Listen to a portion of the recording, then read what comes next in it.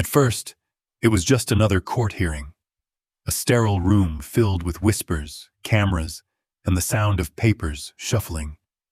No one expected history to be written that day. Then the bailiff opened the door, and a 5-year-old girl walked in, clutching a worn stuffed bunny, her pink shoes glittering under the harsh fluorescent lights. Behind her came a German shepherd wearing a vest marked Comfort Canine. The moment the child saw the dog, the air shifted. Her fingers froze. Her voice broke the silence with 2 words that would change everything. What happened next stunned even the most seasoned officers. A courtroom turned into a revelation, and the truth, long hidden behind a badge, came roaring into the light. This is the story of Lila, the little girl who found her voice, and Rex, the loyal dog who helped her remember. Morning crept across the courthouse in the small town of Riverside, staining the marble floors with light that felt too gentle for what was about to unfold. Dust floated lazily through the sunbeams, glimmering like fragments of a calmer world, one that didn't belong here. The air was thick with whispers and the rustle of papers. Every sound carried an edge, as if the walls themselves understood the gravity of the day. The gallery was already full. Journalists leaned forward with poised pens, officers adjusted their collars, and lawyers traded low, tense exchanges. Somewhere, a camera shutter clicked. Everyone knew a key witness was about to arrive, yet no one knew who it was. The uncertainty brewed an invisible fog of anticipation. A bailiff straightened his tie.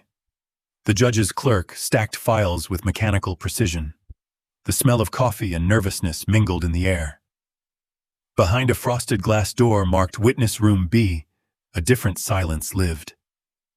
5-year-old Lila Monroe sat on a wooden chair much too large for her. Her feet, wrapped in tiny pink glitter shoes, swung above the floor without touching it. One of the sequins had already fallen off, leaving a dull patch near the toe, a small imperfection that somehow made the shoes more human. In her lap, she clutched a stuffed bunny whose fur had faded to gray and whose ear hung by a loose thread. She didn't look up. The crayon in her hand moved softly over a wrinkled sheet of paper. A house, a dog, a man in blue, and red lines slashed across a window. The waxy scent of crayon filled the room. Her foster mother, Clara Evans, sat beside her, trying not to cry. Clara was the kind of woman who spoke softly even when frightened, as though the gentleness of her voice might hold the world together. She tucked a stray curl behind Lila's ear and whispered, "It's almost time, sweetheart. You just have to be brave for a little while longer." Lila didn't answer. She pressed the crayon harder, the paper buckling beneath the pressure. Across the room, Dr. Hannah Reed, a child psychologist with kind eyes and a calm voice, crouched down to meet the girl's gaze. She carried the quiet patience of someone who had spent her life walking through other people's storms. "Hey, Lila," she said gently. "Do you remember what we talked about? You don't have to say anything you don't want to. You're safe now. Everyone just wants to listen." Lila's small fingers froze mid-stroke. For a heartbeat, her eyes lifted, large, dark, and searching, then fell again to the page. She nodded, just barely. Hannah smiled and rested a hand over the drawing for a moment, feeling the tension vibrate through the child's bones. Outside the door, the muffled hum of the courtroom swelled. Reporters whispered names, piecing together rumors. A police officer on trial, a missing report, a little girl who hasn't spoken in months. The story had already taken on a life of its own, twisting through headlines before the truth had even been spoken. Inside, time slowed to the rhythm of Lila's shallow breathing. Clara leaned back, her hands trembling. She remembered the night social services had called, the night they found Lila wandering her front yard barefoot, whispering to a toy rabbit under the porch light. No one had known what she'd endured. No one had understood the drawings. Until now. A knock came at the door. The bailiff's voice, low and formal, broke the fragile stillness. "They're ready for her." Clara's throat tightened. "1 minute," she whispered, smoothing the hem of Lila's dress. The child wore pale yellow, the color of sunlight, chosen by Dr. Reed because it symbolized safety. But safety was still a stranger in Lila's world. "Remember," the psychologist murmured, crouching again, "when you see the nice lady at the front, you can hold your bunny if you need to. That's your voice, okay?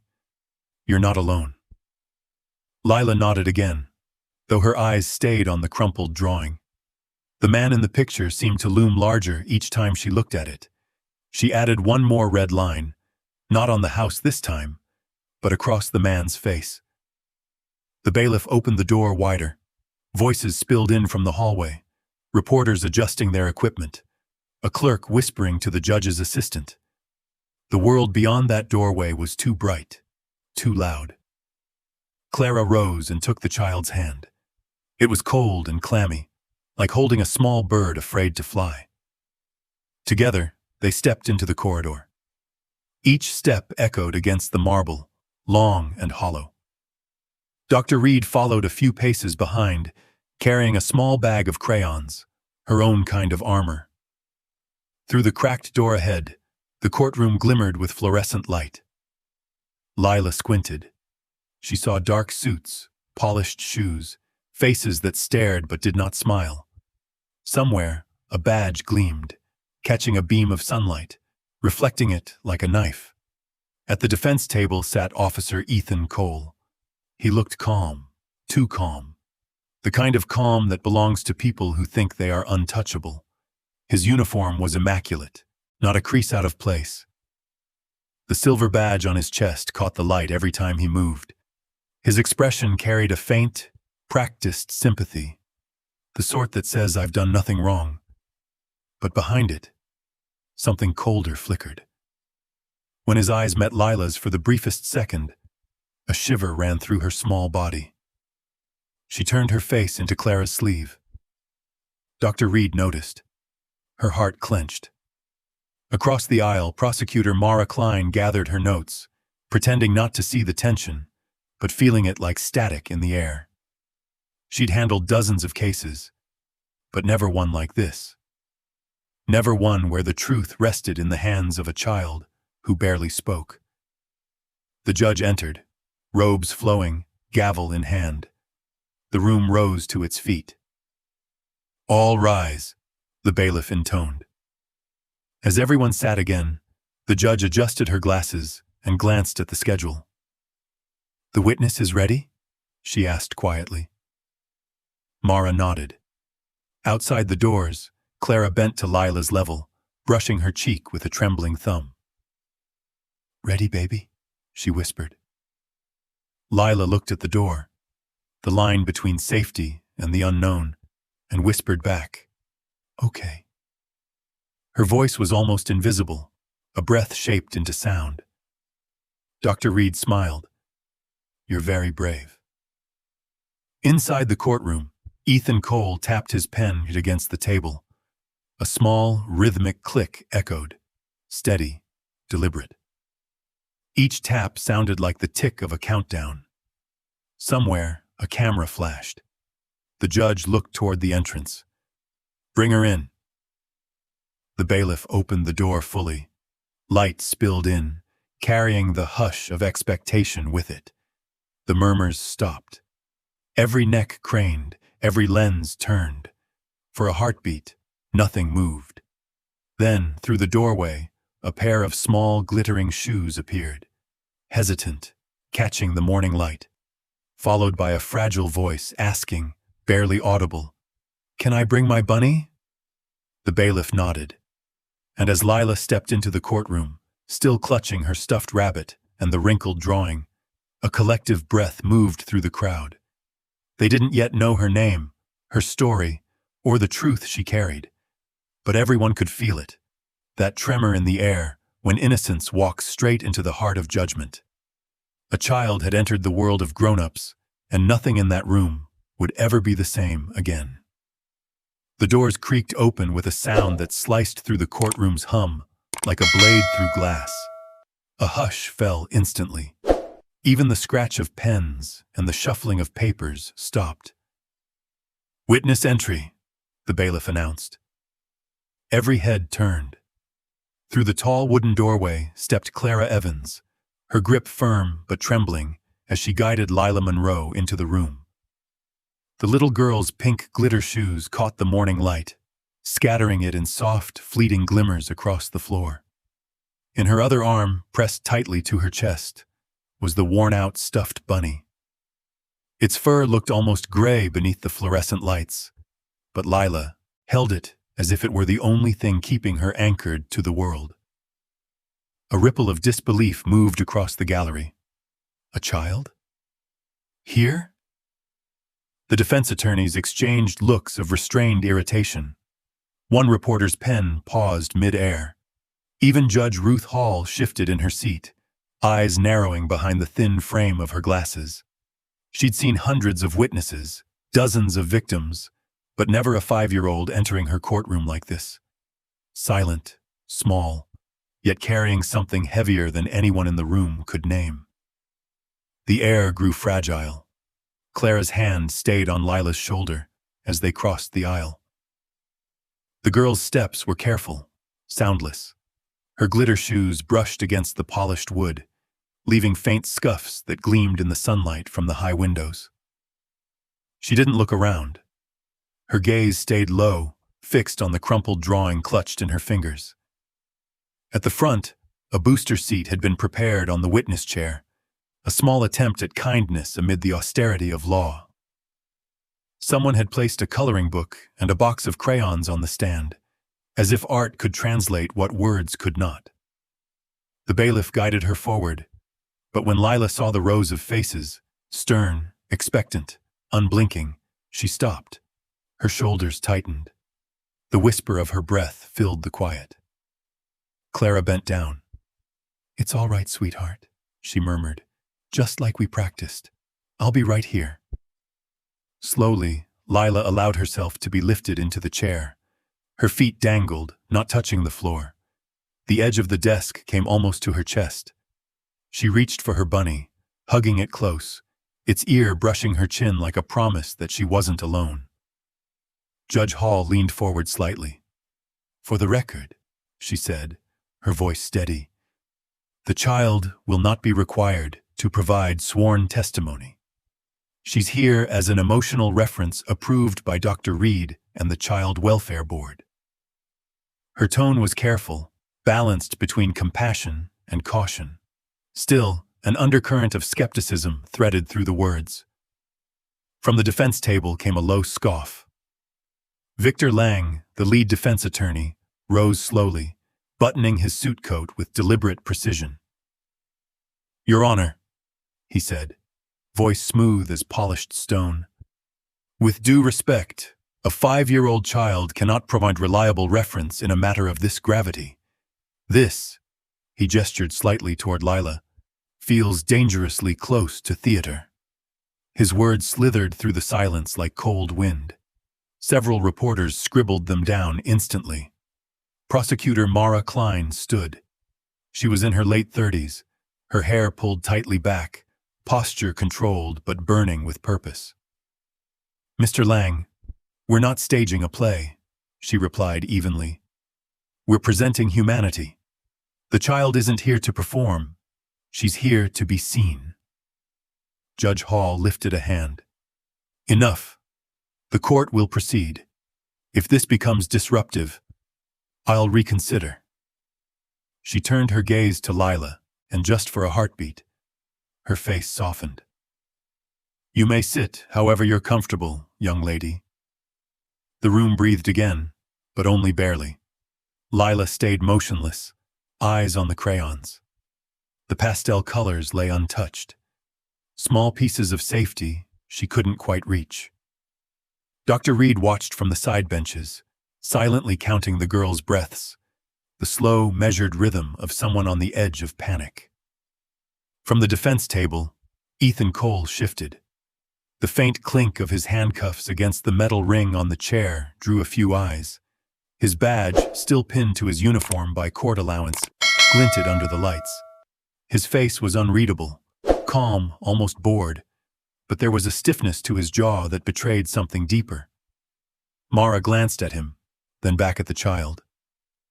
"Your Honor," she said quietly, "with your permission, I'd like to request the assistance of the courthouse's therapy canine for the witness's comfort." Judge Hall nodded.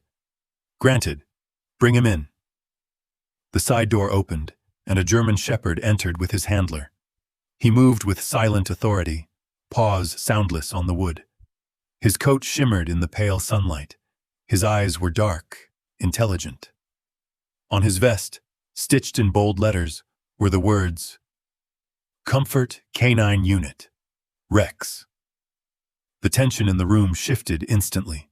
Some of the spectators smiled faintly, an instinctive response to the calm presence of the animal. Even the judge's features softened for a moment. Rex approached the front of the courtroom, stopped beside his handler, and sat head high, posture regal. The handler waited for instruction. Mara turned toward Lila. "This is Rex," she said gently. "He helps people feel safe. Would you like him to stay with you?" But before anyone could say another word, something in the child changed. Lila's small hand froze mid-air. Her eyes locked onto the dog, wide, unblinking. The color drained from her face. Clara noticed first. "Lila?" she whispered. No response. Lila's shoulders trembled. The sound of her quickening breath carried faintly through the microphone in front of her. 1, 2, 3 short gasps, each sharper than the last. She stared at Rex as though the air around him had turned to smoke. The courtroom watched in growing confusion. Dr. Reed took a step forward. "Lila, honey, it's okay," she began softly. But Lila stood. The booster seat creaked beneath her. Her crayon rolled from her lap, tapping once against the wooden floor before spinning to a stop. Then came the moment that would rewrite everything. Her voice, small, raw, trembling, cut through the air like a bell. "Bad man." 2 words, that was all. But the sound of them filled every corner of the room. The clerk dropped her pen. Someone gasped audibly. A reporter's camera clicked in reflex before falling silent. Ethan Cole's head jerked slightly, his confident composure cracking just for an instant. Judge Hall straightened, confusion flashing across her face. "Excuse me?" she said softly. Lila's eyes never left the dog. She pointed a shaking finger toward Rex. But there was no fear in the gesture, only recognition. Her lips quivered. "Bad man," she repeated, louder this time, the syllables breaking halfway between a whisper and a cry. The entire room froze. Mara Klein felt her pulse spike. Clara pressed a hand to her mouth.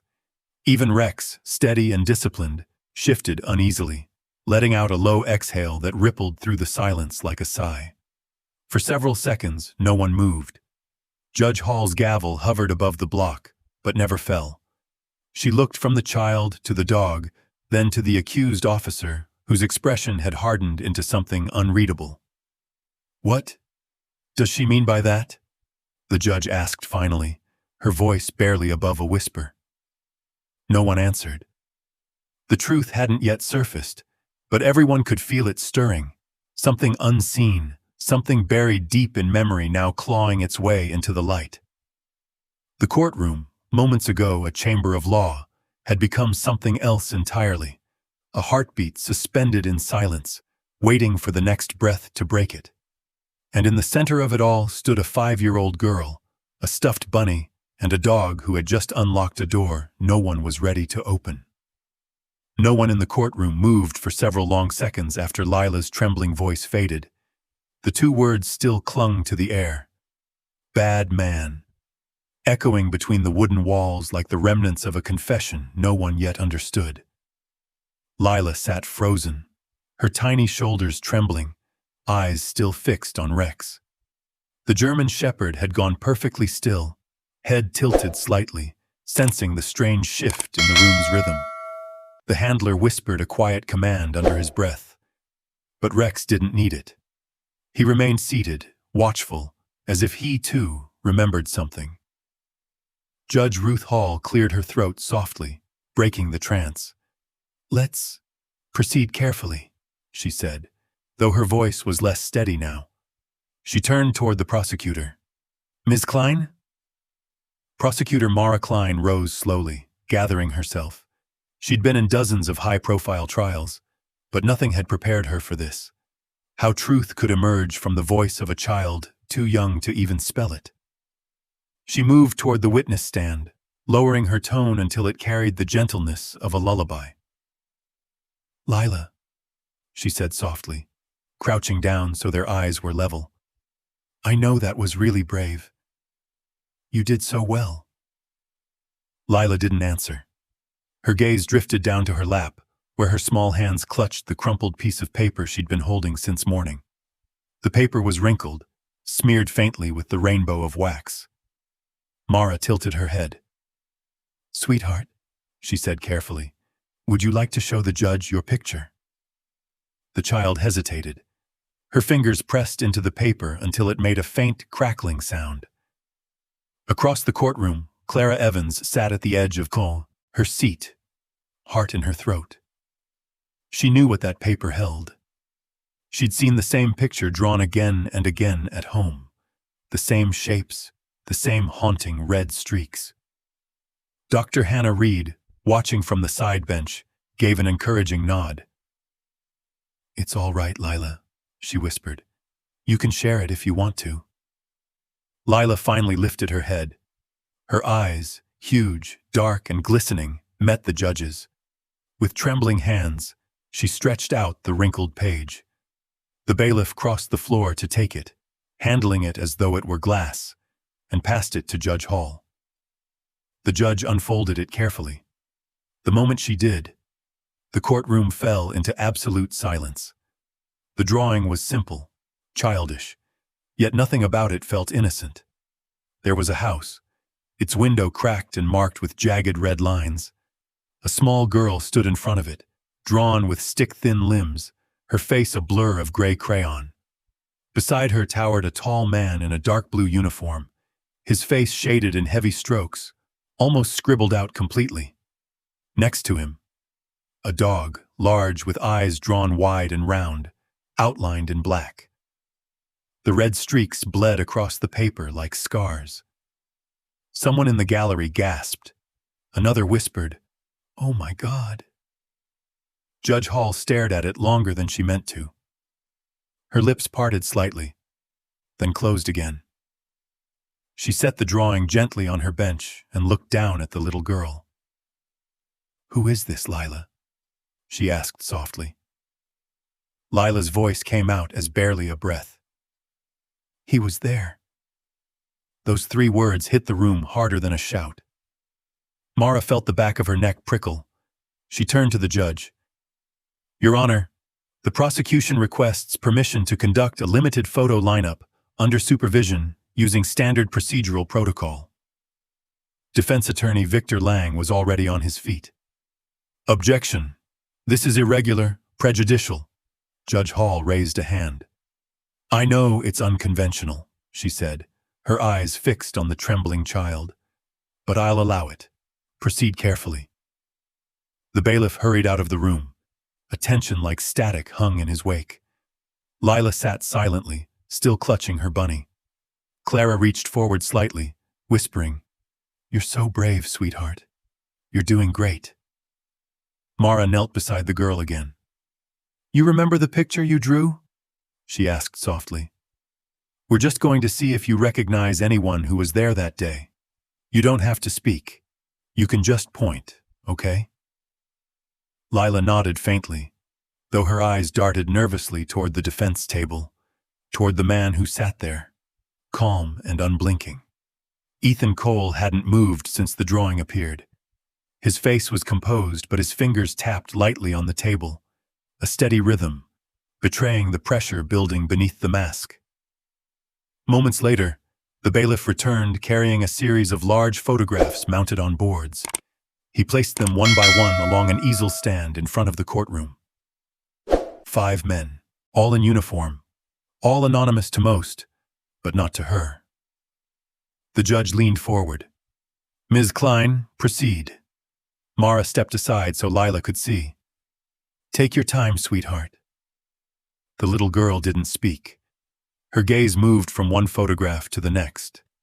The first man, she shook her head slightly. The second, no reaction. The third, her breathing slowed, her lips parted. She looked longer this time but said nothing.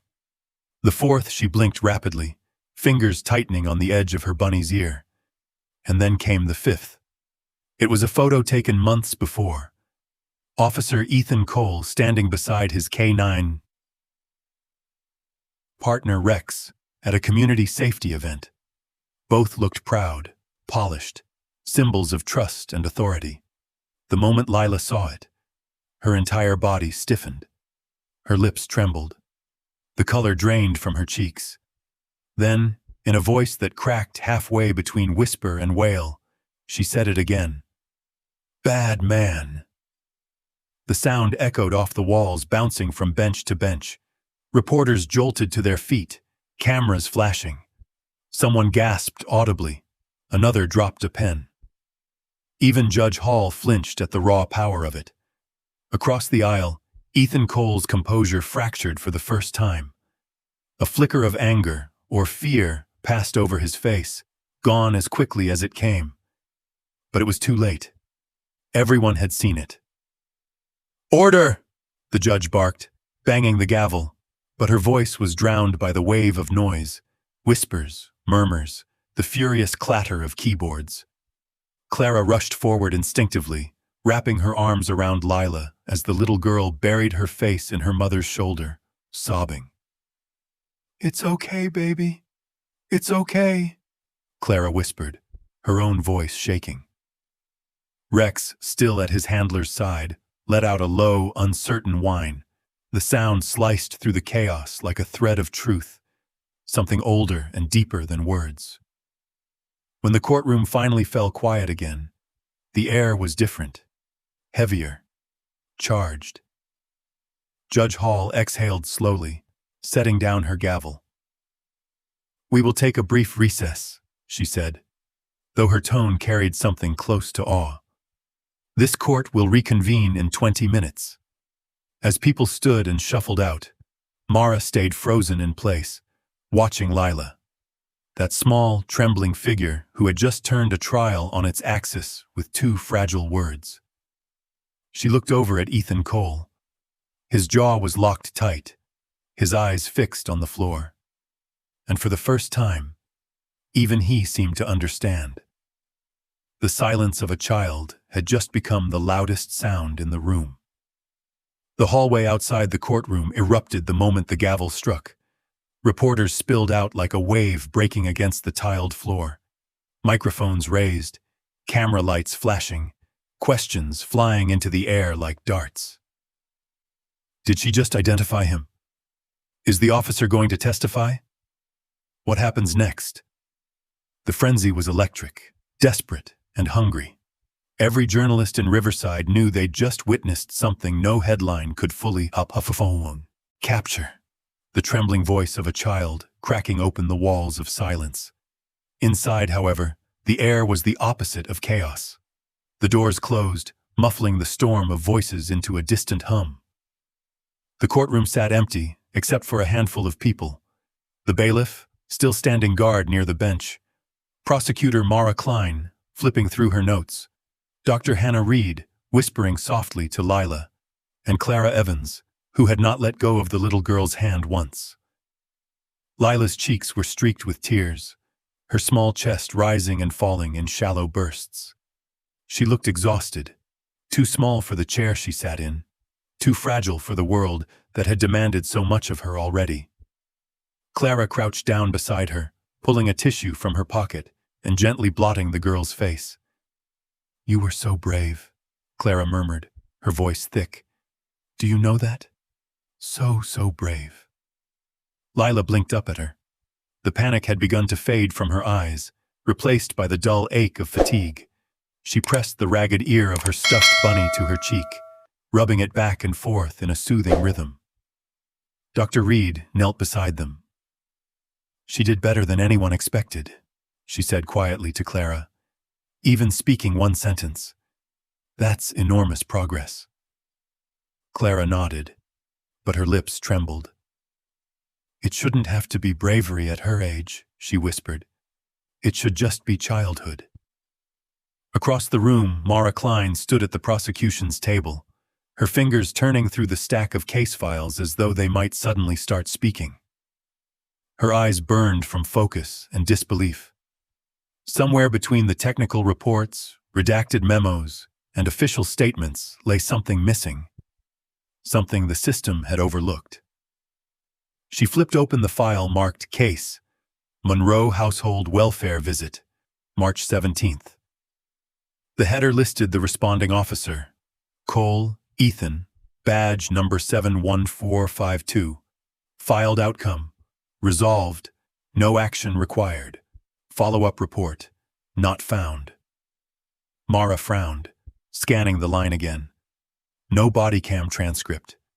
No witness notes. Not even a signature confirmation. Nothing but a hollow paper trail. She took a deep breath and muttered under her breath, "Of course." The bailiff, overhearing, glanced up. "Ma'am?" "Nothing," she said quickly, closing the folder halfway. But the thought wouldn't let go. This wasn't carelessness. It was concealment. She'd seen it before. Missing evidence. Refiled timestamps. The quiet erasure of truth by someone who knew exactly what they were doing.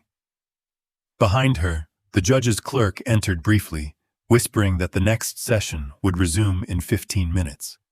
Mara nodded, though her mind was already elsewhere, back in March, at the Monroe home. Her eyes fell on the child again. Small hands tracing lines on the stuffed bunny, head resting on Clara's shoulder. A memory flickered behind those tired eyes. Mara could almost see it. And then, like a current pulling her under, the story shifted. Not through dialogue or document, but through the quiet, haunting language of memory. Flashback fragment. Through Lila's eyes. The sound of a door creaking open. Late afternoon light bleeding into a small, messy living room. The smell of burnt toast, of spilled juice, of something sour that had lingered too long. A girl, smaller, quieter, sits on the floor beside her bunny, humming softly to herself. Then boots, heavy, thudding against the warped wood. The shadow of a tall figure fills the doorway. A deep voice, sharp and commanding, cuts through the silence. Words come fast, angry, slurred, incomprehensible, but the tone is enough. The girl's humming stops. A dog barks once, loud, deep, too close. She covers her ears, eyes squeezed shut. The barking grows sharper, echoing off the walls, until it feels like it's inside her head. The boots move closer. The voice rises. Something breaks. A lamp, a plate she doesn't know. The sound of glass shattering, then silence. Heavy, waiting silence. Her small hand clutches her bunny tighter. She hides behind the couch. She smells smoke, sweat, something metallic. Her mother's voice cries out once, a name, a plea, and then nothing. The man stands there, his breathing rough, the dog panting beside him. The world narrows to one sound, the pounding of her heart. Back in the present, a soft thud pulled Mara back from the trance. The file in her hand slipped and hit the table. She blinked, the courtroom snapping into focus once more. Lila had curled into Clara's arms, half asleep, thumb resting near her mouth. Her drawing lay on the table beside her, the one with the man, the dog, and the red window. Only now, the crayon had smudged faintly under her fingers, the red bleeding further, spreading like something on. Across the room, Rex lay near the bench, his head resting on his paws. His handler stood quietly, giving the dog space. Rex's eyes, calm, amber, and impossibly aware, flicked once toward Lila. Then again. His ears perked slightly. Dr. Reed noticed it first. "He's responding to her," she whispered. Mara turned, watching the subtle movement, the dog's steady gaze, the small shift of his posture, as if some invisible thread tied him to the girl's quiet breathing. "That's strange," Clara said softly. "He didn't do that before." Rex blinked slowly, his tail thumping once against the floor. No bark, no movement, just recognition. Mara felt the chill rise up her spine.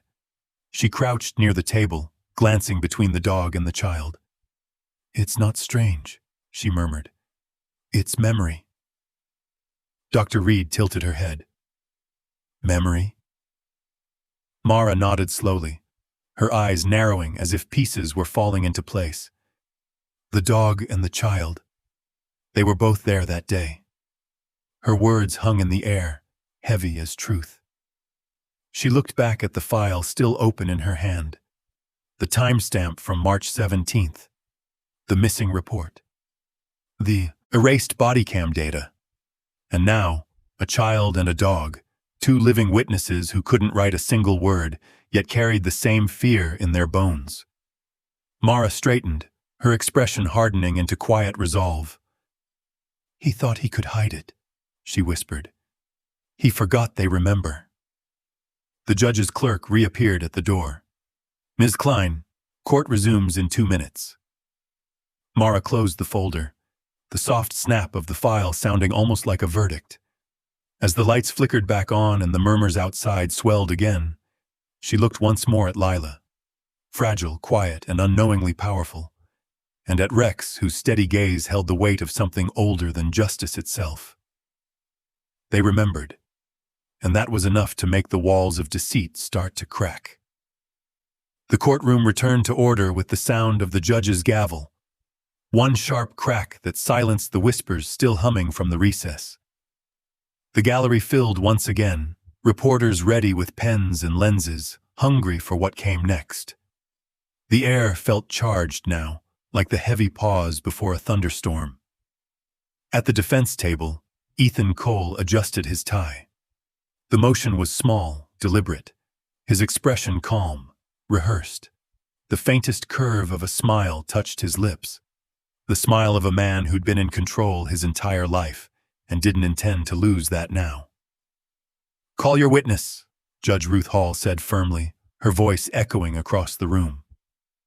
Defense attorney Victor Lang rose smoothly. "The defense calls Officer Ethan Cole to the stand." The murmur returned, soft and disbelieving. Everyone had expected him to remain silent. But Cole stood with the confidence of a man stepping into a familiar spotlight. His polished shoes clicked against the floor as he approached the witness stand. The bailiff swore him in. Cole raised his hand, his gaze steady, his tone unshaken. "I swear to tell the truth, the whole truth, and nothing but the truth." The irony of the words hung heavy in the air. When he sat, his posture was perfect. Shoulders square, chin lifted, badge still gleaming faintly beneath the courtroom lights. He met no one's eyes but the judge's, projecting authority even from the witness box. Victor Lang stepped forward. "Officer Cole," he began, voice smooth as silk. "You've served with the Riverside Police Department for how many years?" 13, Cole replied evenly. "And during those 13 years, your record has been exemplary. Commendations for service, positive evaluations, multiple successful welfare interventions. Correct?" Cole nodded modestly. "That's correct." Lang turned slightly, addressing the jury. "The defense would like to remind the court that Officer Cole has dedicated over a decade to protecting this community. The incident in question, a routine welfare check, has been distorted into something it was not." He turned back to his client. "Now, Officer Cole, Can you describe your visit to the Monroe residence? Cole clasped his hands. Yes. I received a dispatch for a welfare check. I arrived at the address, met with the child's mother, and found no immediate danger. The child appeared shy but unharmed. I stayed approximately 20 minutes before leaving. I followed procedure. His tone was steady, every word neat and rehearsed. Prosecutor Mara Klein watched him from across the room, her pen unmoving. She'd seen witnesses like him before, the ones who believed control equaled truth. But something in his stillness felt unnatural. Too still. The kind of calm that only came when a man had practiced the lie enough times to believe it. When the defense finished, Judge Hall nodded. Cross-examination. Mara rose slowly. Her heels clicked once, twice as she approached the stand. Her expression was polite, but her eyes were sharp. Officer Cole, she began, voice calm. You testified you were at the Monroe residence for 20 minutes. Yes. She set down a folder on the ledge of the witness stand, opening it deliberately. These are the department's GPS vehicle logs. They show your unit parked at the address for 1 hour and 12 minutes. A faint murmur rippled through the courtroom. Cole blinked once, then gave a small shrug. I may have been delayed leaving. I occasionally take additional notes before filing my report. Additional notes? Mara tilted her head. Interesting, because no report was ever filed. He stiffened, just slightly, a movement most people wouldn't notice, but Mara did. I filed it later, he said. Must have been miscategorized. Mara's tone remained neutral. Then why did the internal database show your login inactive for that entire week? Victor Lang stood. Objection argumentative. Judge Hall's gavel tapped once. Overruled. Answer the question, officer. Cole exhaled slowly through his nose. System error, probably. It happens. Mara nodded as if satisfied, but she wasn't. System errors seem to follow you around, she said, flipping another page. According to department records, you've conducted 5 welfare checks involving minors in the last 2 years. In 3 of them, reports are missing. In 2, the body cam footage failed to upload. The courtroom went very still. Cole's jaw tightened. I can't control technical malfunctions. And the missing paperwork? He met her eyes for the first time, a flicker of irritation beneath the calm. We're understaffed, Ms. Klein. Sometimes reports are delayed. That's not a crime. No, she said quietly. But patterns are rarely accidents. The judge leaned forward slightly, sensing the subtle shift, the crack beneath Cole's smooth surface. Mara took a step closer.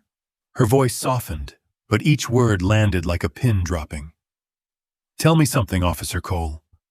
If it was a routine visit, if there was truly nothing wrong, why did that child draw you and your K9 in her picture? He smiled faintly, though it didn't reach his eyes. She's 5 years old. Children have vivid imaginations. She saw my uniform, saw the dog, and invented a story. She also called you a bad man, Mara said evenly. Cole's fingers gripped the edge of the stand. She's confused, probably traumatized from something else. You're twisting the words of a child. Am I? Mara opened the file wider, revealing copies of 3 other missing welfare cases, each one with the same final note.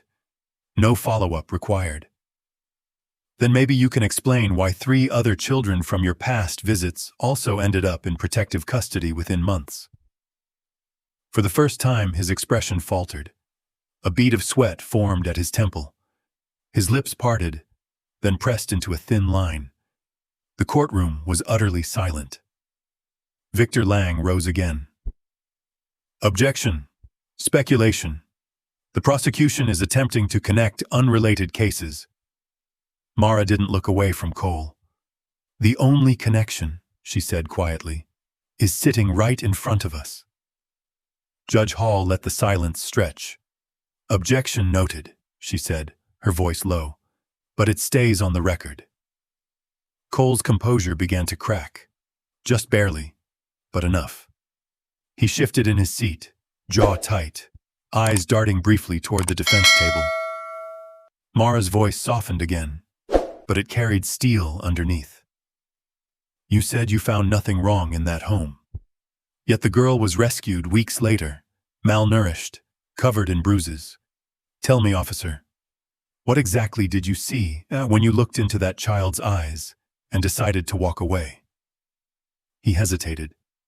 The courtroom held its breath. "I saw a scared kid," he muttered finally. "But not because of me." Mara took a step closer. "No, officer," she said quietly. "You didn't just see her. You left her." The words struck like a hammer.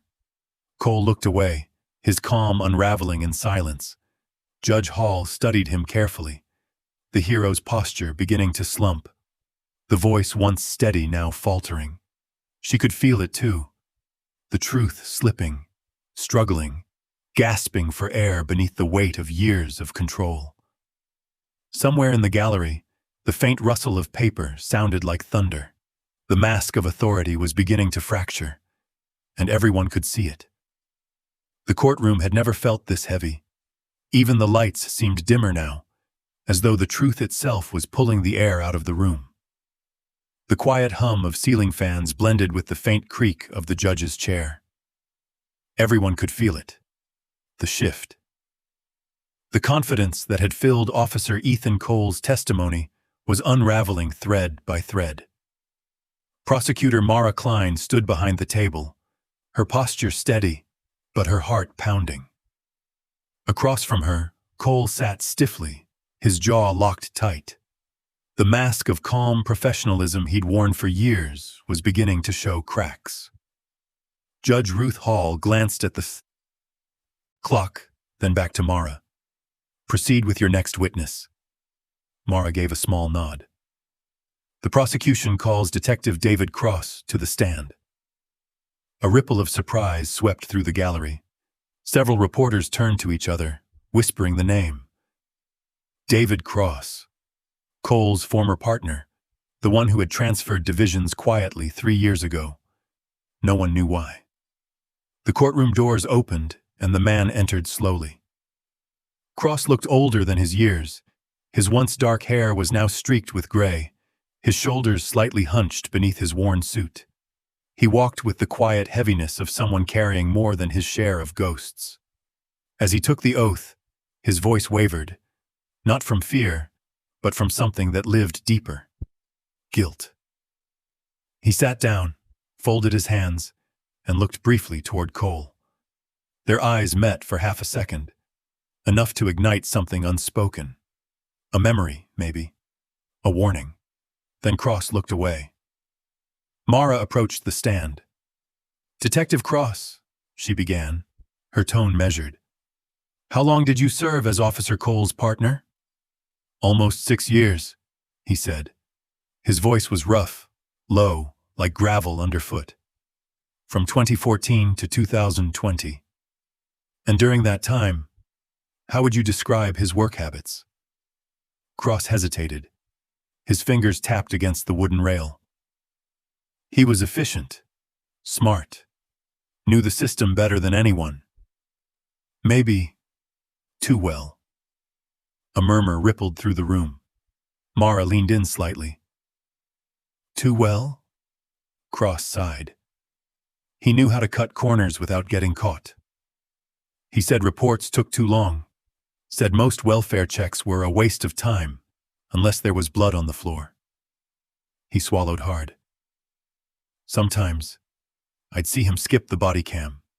He'd say the batteries were low, or he'd forget. From the defense table, Victor Lang shot up. "Objection, conjecture. Overruled," Judge Hall said sharply. Her voice carried the weight of a judge who had already begun to see the truth forming. Cross continued.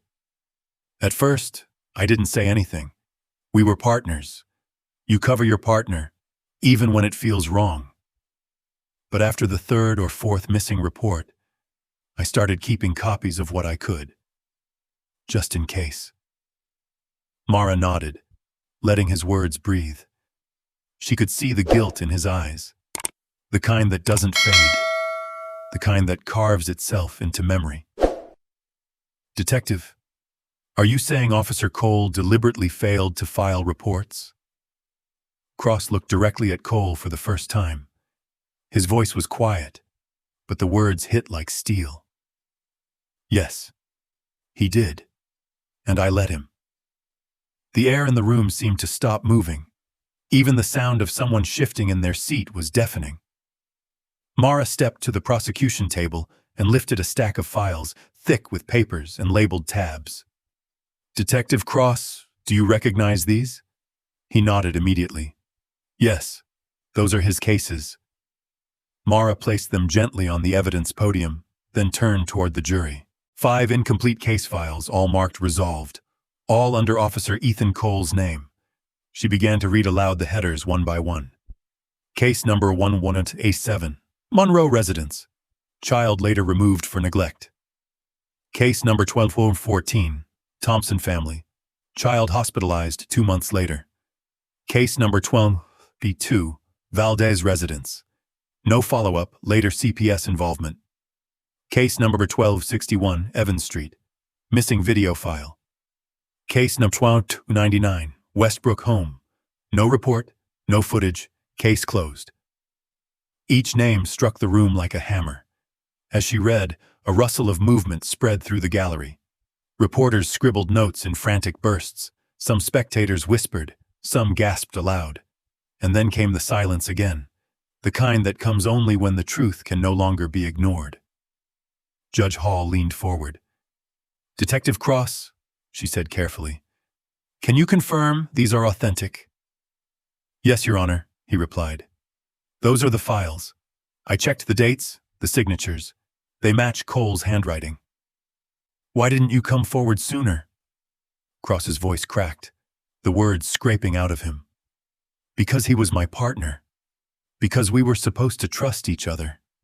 And because I was afraid that speaking up would end my career. But I couldn't live with it anymore. Not after what happened to that little girl. The judge's face tightened. She stared down at the papers, her knuckles white around the edge of the bench. At the defense table, Lang's composure wavered. He turned to Cole, whispering urgently, but Cole didn't respond. He was staring straight ahead, jaw clenched, eyes fixed on the drawing still sitting near the evidence tray. Lila's drawing. The man in blue. The dog. The red window. Mara stepped closer to the bench. Her voice softened, but the words carried steel. 5 children, Your Honor. 5 homes. 5 missing reports. And 1 officer who swore every time that he found nothing wrong. The courtroom was silent, except for the quiet hum of the recording equipment. Judge Hall looked down at the files again, flipping through one after another. Her face changed, from disbelief to anger, to something that looked dangerously close to heartbreak. When she finally spoke, her voice trembled, but her authority never did. 5 children, she said slowly. 5 silent reports. You called that procedure? The sound of her words cracked through the courtroom like lightning. Even the reporters stopped writing. The words echoed, the kind of sentence that would follow every person in that room for the rest of their lives. Cole's eyes flicked upward, toward the judge, then toward Mara, and finally toward the front row where Lila Monroe sat. She was watching him. Her small hands gripped her bunny, her feet barely touching the floor. For a heartbeat, their eyes met, and something changed in his face. The calm dissolved, the faint mask of control he had worn, the smirk, the confidence, slipped away. In its place, something darker flashed there, fleeting but unmistakable. Guilt, fear, rage, a shadow of the man she remembered. Lila flinched. Clara instinctively drew her close, whispering softly, "It's all right, baby. He can't hurt you now." But Mara saw it too. that single flicker of truth behind his eyes. And in that moment she knew. The courtroom no longer needed to prove what kind of man Ethan Cole was. He had just shown them. Judge Hall leaned back, her face carved in stone. "This court will recess until morning," she said quietly. "We've heard enough for one day." As the gavel came down, the room erupted again. The noise of chaos, outrage, and realization all at once. But at the heart of it, the little girl said nothing. She didn't need to. The cracks in the mask had turned into fractures, and through them, the truth was finally bleeding out. Morning light bled softly into the courtroom through high-arched windows, streaking the air with pale gold. The dust motes hung like tiny ghosts. Stillness. Untouched. Everyone had arrived early. Reporters, advocates, officers, all drawn back by the weight of what had happened the day before. At the center of the room sat Lila Monroe, a small figure in a yellow dress, her bunny clutched tight against her chest. She looked smaller than she had yesterday, her legs tucked under the booster seat, her eyes distant. Every sound, every creak of a chair, every whisper, made her flinch just slightly. Her foster mother, Clara Evans, sat close by, her hand resting gently on Lila's back, the steady warmth of her palm grounding them both. Near the bench, Dr. Hannah Reed arranged a small box of crayons and fresh white paper on the table. The psychologist's movements were slow and deliberate, her eyes never leaving the child. She spoke in a voice soft enough to steady the air. "Lila," she began, crouching down to meet her gaze. "Do you remember how we draw our feelings sometimes?" Lila nodded faintly. Dr. Reed smiled. "I'd like you to draw something for me now. Can you draw the day you saw him? The day the man came to your house?" Lila's small hand trembled as she reached for a crayon. Blue first, then brown, then red. The paper rustled under her arm. The courtroom held its breath. Even Judge Ruth Hall leaned forward slightly, her usual sternness softened by concern. Prosecutor Mara Klein stood near her table, unmoving, a silent witness to what was about to unfold. The first marks came slowly, uneven, hesitant. A blue figure, tall and square, the crayon pressed down so hard that it nearly snapped. Then brown lines, the floor, the walls, the corner of a couch. A small figure drawn in gray, curled into a half-moon shape behind it. And then red. It started as lines across the page, but they grew darker, heavier, until the crayon tore through the paper.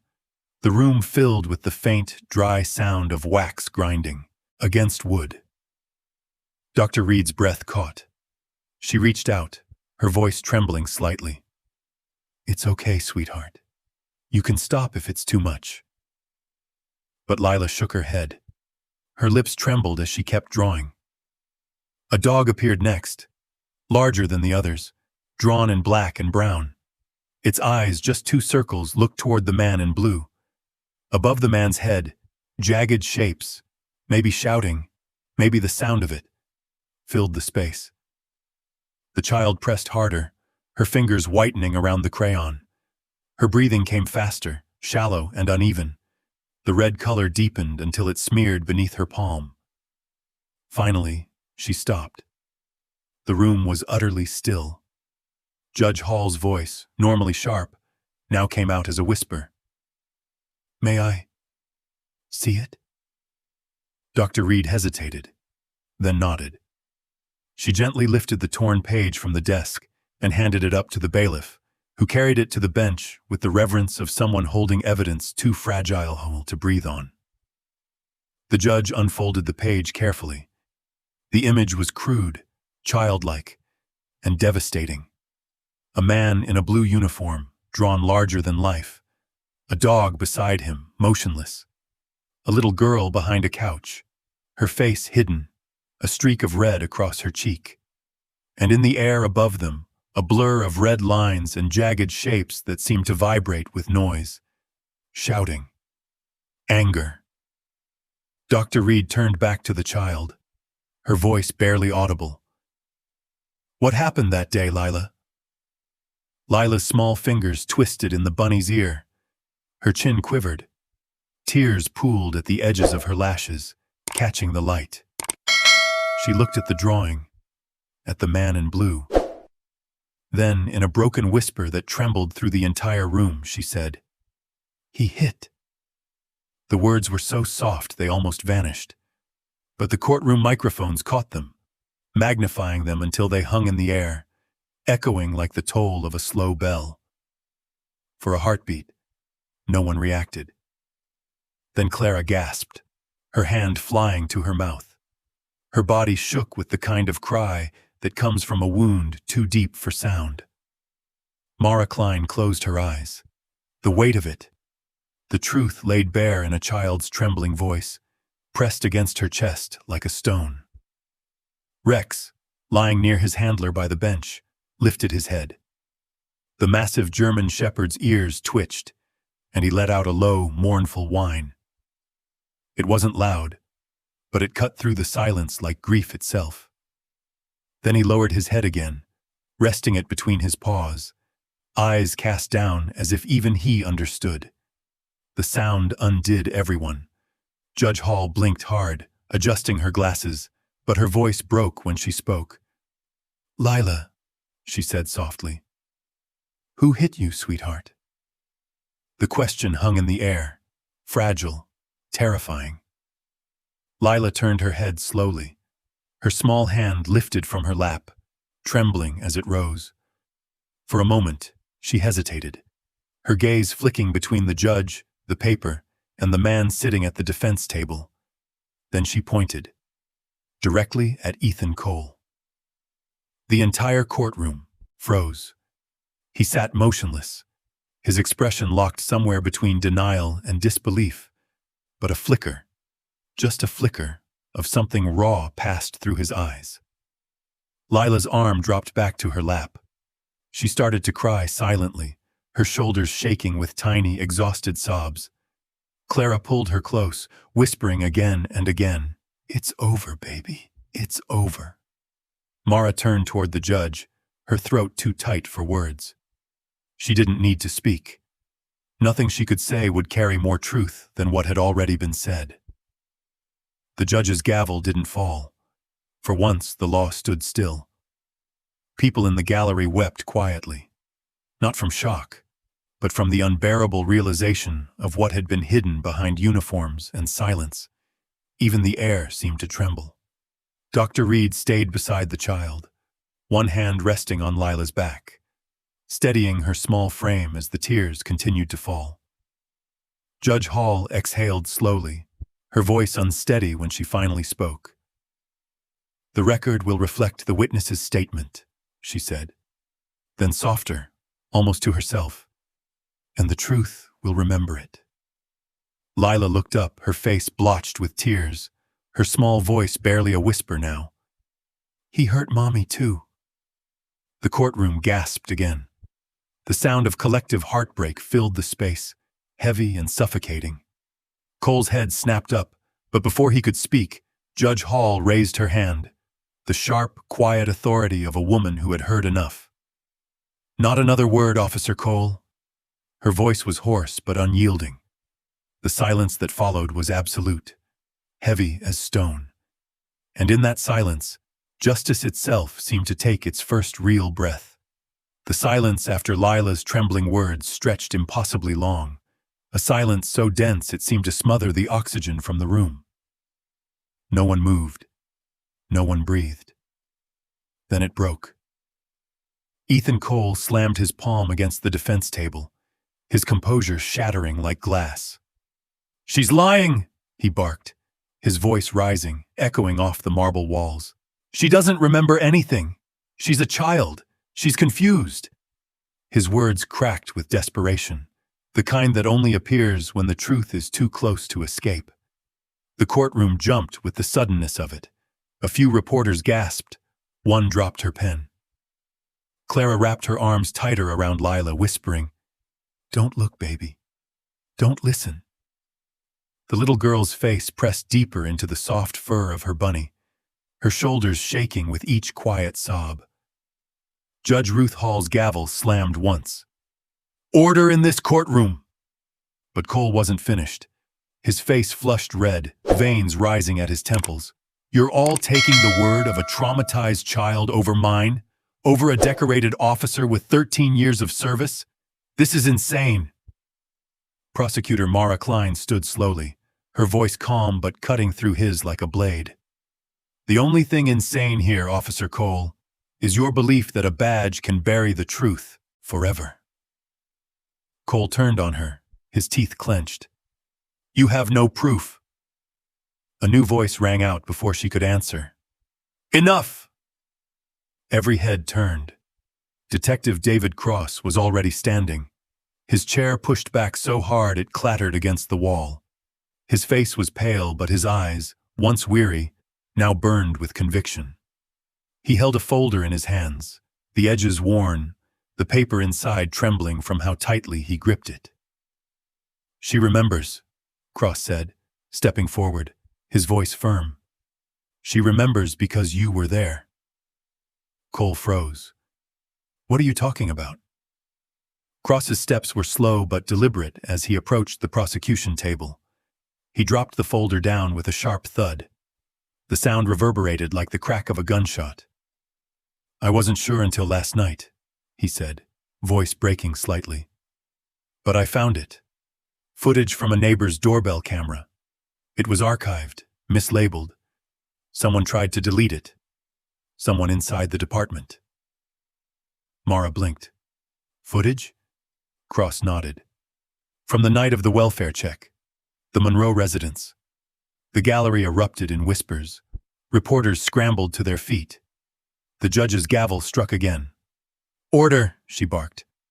"Mr. Cross, are you certain this evidence is authentic?" He nodded. "I verified the metadata myself. Time-stamped. GPS aligned. It's real." Judge Hall gestured toward the bailiff. "Play it." The bailiff took the folder, pulling out a flash drive sealed in an evidence bag. The technician near the clerk's table connected it to the courtroom monitor. The screen flickered once, twice, and then came to life. The footage was grainy, black and white, the telltale distortion of cheap security tech, but the details were clear enough to chill the blood. A front porch, a familiar house. The camera's small view caught the streetlight's pale glow. Then, movement. A figure approached the front door. Uniformed. Confident. Ethan Cole. He knocked. Waited. The door opened. A woman appeared briefly, her outline weary, uncertain. Cole stepped inside. The timestamp began, 17:42:08. The seconds ticked by. The door stayed closed. 10 minutes. 20. 40. An hour. At 18:56, Cole reappeared. His face looked different now, drawn tight, jaw set. He adjusted his uniform, glanced around quickly, and started down the steps. The light caught something on his sleeve, a dark stain. He brushed it once with his hand before walking out of frame. The screen froze. A collective breath filled the room, the kind that comes before an explosion. Then it came. A gasp, a choked sob. Reporters whispering furiously, cameras clicking in frantic bursts. Someone in the gallery muttered, "Blood," and someone else whispered, "Oh my God." Cole's face turned ashen. That's not what it looks like," he stammered. I cut my hand that day. That's all it is. A scratch." Mara's eyes narrowed. "You told us you were there 20 minutes. I lost track of time." "An hour and 14 minutes, officer," Mara said coldly. "That's a long time to lose track of when you're sworn to protect a child." Cole's breathing quickened. His hands balled into fists. David Cross stood tall, voice steady now. You used to say the same thing every time you skipped a report, that it wasn't worth the paperwork, that no one cared. But she cared, didn't she? He pointed toward Lila, whose tiny frame was trembling in Clara's arms. Cole's mouth opened, but no words came. The truth had detonated. Quietly, completely. There was no need for dramatics. The footage spoke louder than any testimony ever could. Judge Hall's eyes glistened. She didn't speak for a long time. When she finally did, her voice was softer than anyone had ever heard it. "This child," she whispered, "did what the system could not." Her words rippled through the room, breaking what little composure anyone had left. Lila buried her face into Rex's fur, the German shepherd now lying close beside her chair. The dog's head lifted, his body pressed near hers as if shielding her from everything ugly in the room. She sobbed quietly, one small hand gripping his collar. Rex stayed still, only his tail giving a faint, rhythmic twitch, a steady heartbeat against the storm. Mara couldn't look away.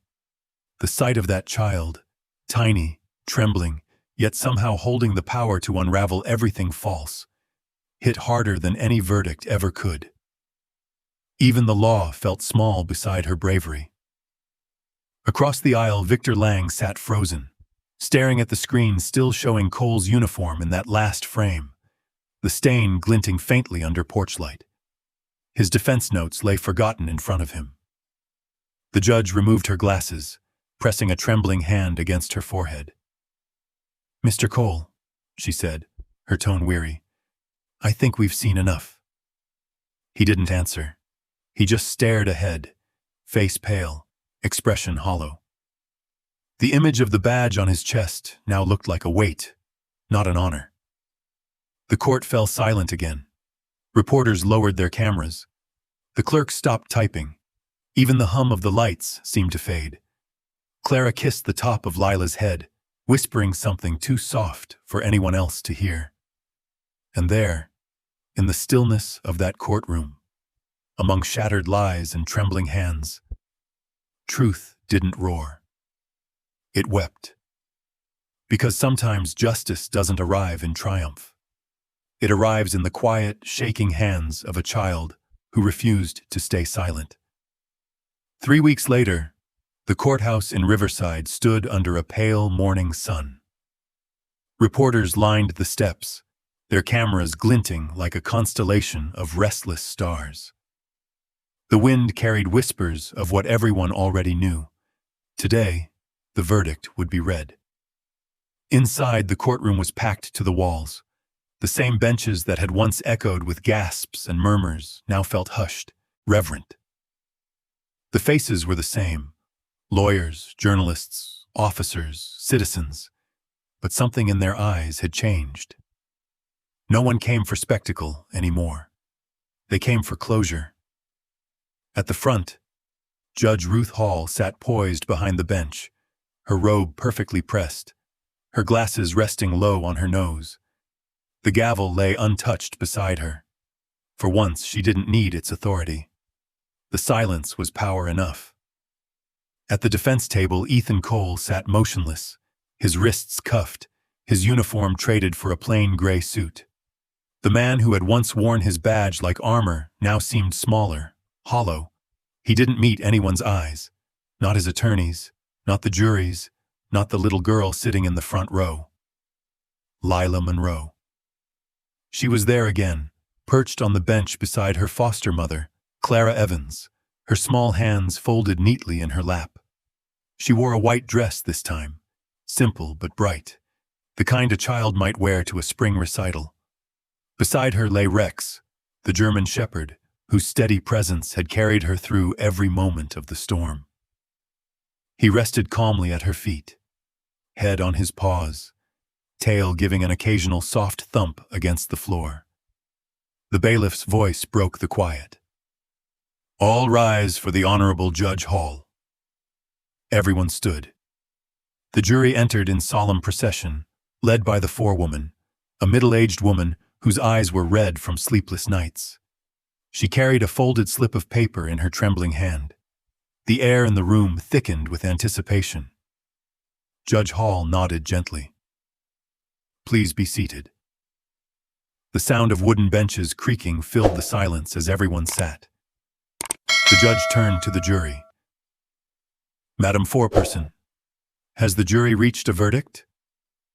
The forewoman swallowed hard, her voice low but steady. "We have, Your Honor." The clerk stepped forward, taking the paper and handing it to the judge. Hall unfolded it slowly, the faint tremor in her hands betraying the emotion she kept carefully hidden behind years of composure. She cleared her throat. "In the case of the state of California versus Ethan Cole." Every head turned toward the defendant's table. Even Cole himself raised his eyes slightly, as though bracing for a final blow. Judge Hall's voice softened, but each word landed with the precision of a hammer. "On the charge of aggravated child endangerment, guilty." A ripple of sound moved through the courtroom. Gasps, quiet sobs, the sharp exhale of relief. "On the charge of obstruction of justice, guilty." A few reporters scribbled frantically, their hands shaking. "On the charge of falsifying official reports, guilty." And then, silence again. For a moment, no one moved. It was as if the room itself had to remember how to breathe. Ethan Cole sat back slowly, his eyes unfocused. He didn't speak. He didn't protest. He simply stared forward, expressionless. The weight of the verdict seemed to fold over him like an invisible chain. Judge Hall set the paper down and removed her glasses. Her eyes glistened as she looked over the courtroom, at the child, the mother, the dog, and the crowd of faces who had witnessed the unthinkable. "This court," she said quietly, "has heard truth not from authority, but from innocence." Her words trembled in the air, soft but unshakable. "Let it remind us what justice should sound like." No one clapped. No one cheered. The moment demanded silence, reverence. The bailiff stepped forward. "Defendant will rise." Cole stood, slow and mechanical. Two deputies approached, one on each side. As they clasped the handcuffs tighter around his wrists, he flinched slightly. Not from pain, but from the realization that this was real, that it was over. "Mr. Cole," Judge Hall said, her tone heavy with finality, "you are remanded to custody without bail pending sentencing." He didn't respond. As the deputies began to lead him away, he paused briefly, his eyes flicking toward the front row, toward the small girl who had undone everything. Lila looked up at him, her expression unreadable. There was no anger, no fear, just quiet, steady calm. The kind only truth can give. Cole turned away. He didn't look back. When the door closed behind him, the room seemed to exhale all at once. The tension, the grief, the months of waiting, all released into the still air. Clara let out a trembling breath she hadn't realized she'd been holding. She turned to Lila, eyes brimming. "You did it, sweetheart," she whispered. Lila blinked up at her. "No more bad men," she said softly. Clara broke then, tears spilling freely as she pulled the little girl into her arms. Lila's small hands wrapped around her neck, holding tight, holding safe. Rex lifted his head, watching the embrace, then rested his chin on Lila's knee. His tail thumped gently, a slow, reassuring rhythm that echoed like a heartbeat beneath the bench. Judge Hall looked down at them for a long moment. The image would stay with her forever. The child, the dog, the mother, and the sunlight breaking through the stained glass window above them. The light fell across Lila's face in fractured hues of blue and gold, catching in her tears until they sparkled like crystal. For the first time in months, she smiled. Not wide, not loud, just the small, honest smile of someone who had survived something impossible and come out whole. Mara Klein stood quietly beside the prosecution table, her arms crossed, eyes wet. She didn't feel triumph, not really. Justice wasn't triumph. It was peace, fragile, necessary, and always late in coming. Judge Hall's voice carried once more, soft as prayer. Court is adjourned. The gavel came down one last time, not with authority, but with grace. People began to rise, their movements slow, reverent. Reporters wiped their eyes before stepping out into the hall. The deputies opened the doors, letting in the faint hum of the city beyond. Clara bent down, tucking a strand of hair behind Lila's ear. "Ready to go home, my love?" Lila nodded, pressing her face against Rex's neck one more time. "Home," she whispered.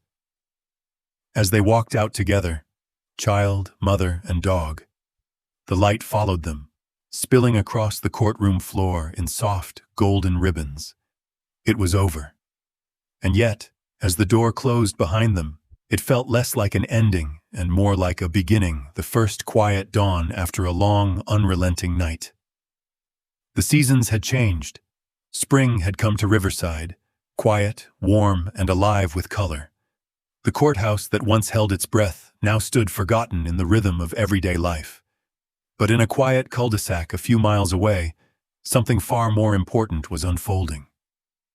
A small yellow house sat beneath the open sky, its porch lined with flower pots and wind chimes that danced in the afternoon breeze. Laughter drifted through the yard, light, unrestrained laughter that felt new, like the sound of a heart learning how to beat again. Lila Monroe, now 6, ran barefoot through the grass, her white sundress fluttering, her pink shoes long forgotten near the porch steps. She chased after Rex, the German shepherd, who bounded ahead with patient excitement. His once polished police vest had been replaced by a new one, soft blue, stitched neatly with gold letters that read, "Big Brother." The sunlight caught the fur along his back, turning it to gold as he chased the butterflies swirling over the daisies. Lila squealed, laughing when he stopped just long enough for her to catch him. She threw her arms around his neck, pressing her cheek to his fur. "You're it," she whispered, her giggles muffled against him. Rex's tail thumped against the grass, and he let out a low, contented huff. From the porch, Clara Evans watched with a smile so full it softened the lines of every year she had carried alone. The paperwork was stacked neatly on the small wooden table beside her, a folder stamped with the seal of the county court. At the top of the page, in clean black ink, the words read, "Adoption approved." She brushed a tear from her cheek, laughing quietly to herself. The sound of footsteps on the path made her look up. Judge Ruth Hall approached the house, wearing a pale blue coat instead of her black robe. Her demeanor was softer now, her eyes less burdened. She carried no files, no gavel, only a small envelope and the kind of smile that belonged to a woman witnessing the end of something heavy and the beginning of something beautiful. "Ms. Evans," she greeted warmly. "Or should I say, Mrs. Evans and daughter?" Clara rose, shaking her hand. "Thank you for coming, Judge Hall. We didn't expect—" "Nonsense," Hall said gently. "After everything this little girl did, the least I could do was see her happy ending myself." Her gaze shifted to the yard, where Lila was now twirling with Rex circling her, barking playfully. The judge's expression softened even more. "She looks free." "She is," Clara said quietly. It took her a while. For weeks she wouldn't sleep without Rex by her side. But little by little she started drawing again, talking more, smiling. Judge Hall nodded, watching the pair in the sunlight. "Children have a way of healing us," she murmured. "Sometimes faster than we deserve." Clara exhaled, her voice trembling just slightly. "She taught me what courage really looks like." The screen door creaked open behind them. Lila appeared, cheeks flushed, holding Rex's leash. She spotted the judge and paused, her head tilting curiously. Then, after a moment, her smile widened. "Hi," she said shyly. Judge Hall crouched down, her knees protesting but her heart full. "Hello, Lila. Do you remember me?" Lila nodded. "You were in the big room," she said softly, "with all the chairs." Hall chuckled. "That's right, the big room." Clara beckoned her over. "Sweetheart, Judge Hall came to see you. Today's special, remember?" Lila looked between them, then at the table where the adoption papers lay, fluttering slightly in the wind. Understanding dawned slowly on her face. Her fingers tightened on Rex's leash as she whispered, "So I get to stay?"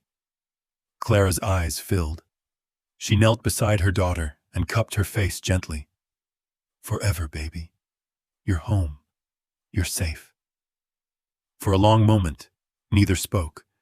The air around them seemed to hold still, time pausing to honor the quiet triumph of those words. Judge Hall stepped forward, smiling through the mist in her eyes. "I think we should make this official," she said. "Lila Monroe Evans.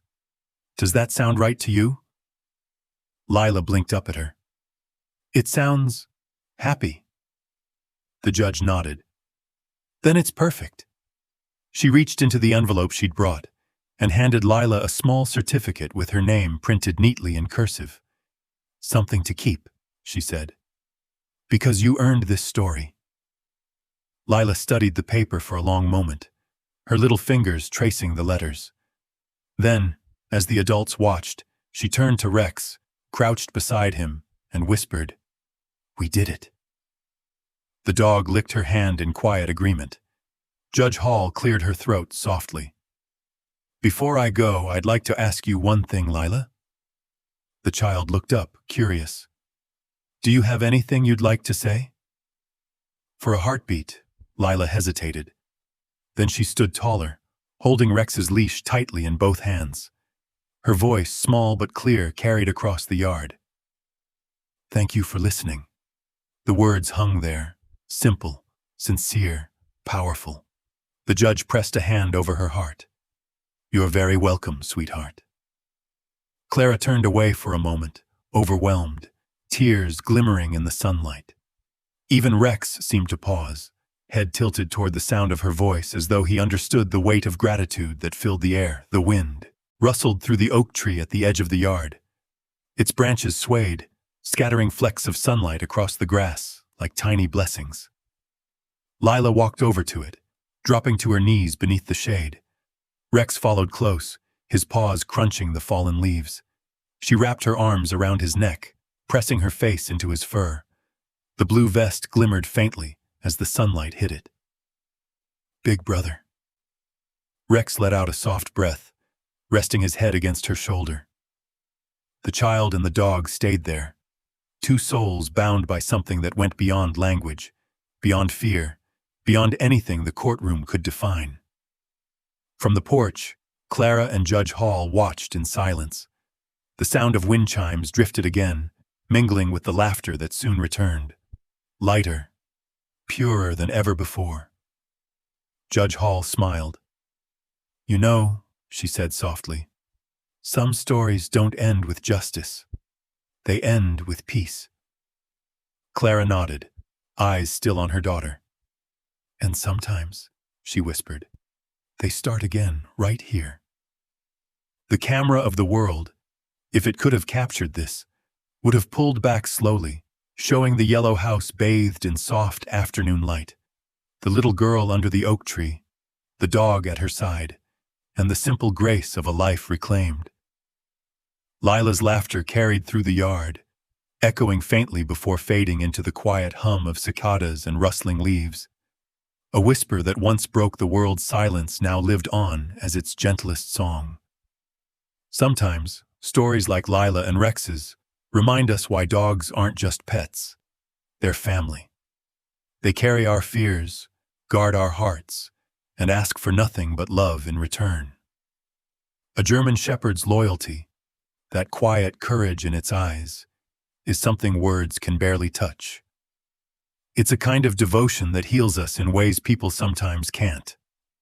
If you've ever looked into your own dog's eyes and felt that unspoken bond, that sense they understand more than we think, maybe this is a good time to nurture it a little deeper. There's a wonderful resource I've found that helps people strengthen that connection, understand their dog's emotions, and give back some of the love they give us every day. You can explore it if your heart feels curious. No pressure, just something worth discovering. Take a quiet moment tonight. Sit beside your dog, feel their breathing, and remember, sometimes the truest love doesn't speak at all.